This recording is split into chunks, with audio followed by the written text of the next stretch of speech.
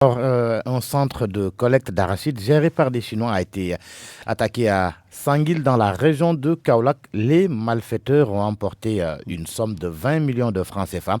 Le président Macky Sall a d'ailleurs condamné la série d'attaques contre des Chinois notés dans la zone ces derniers jours. Un prétexte pour parler du village de Sanguil dans Histogeo ce matin. Oui, Georges, Sanguil est un village situé à l'ouest du pays, dans le département de Kaolack. Il se trouve sur la Transgambienne, à 7 km de Kaolack et à 12 km de Latmengue, qui est le chef-lieu de la commune. Alors, Sanguil a été fondé en 1900 par Ngor Loum, plus connu sous le nom de Ngor Sid. Sid qui signifie jumeau en sérère, ce qui donne donc Ngor le jumeau. Alors, Ngor Loum était un agriculteur et éleveur originaire de Kawil, un village situé à proximité de Sanguil. Notons que Sanguil compte actuellement près de 1500 habitants, en majorité des Sérères. Mais il faut le dire, on y trouve aussi d'autres ethnies comme des Peuls.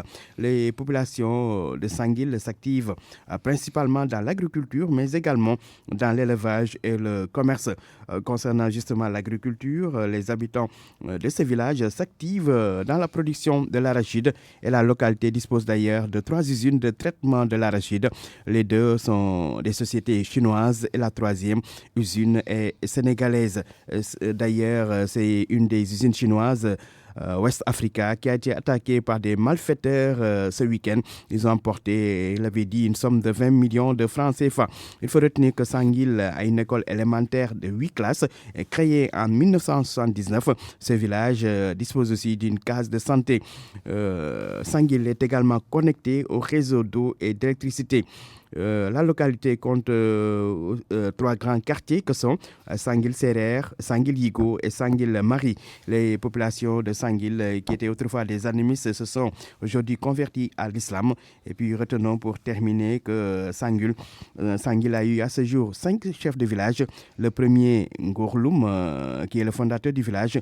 Le deuxième, Djikopsek, son neveu.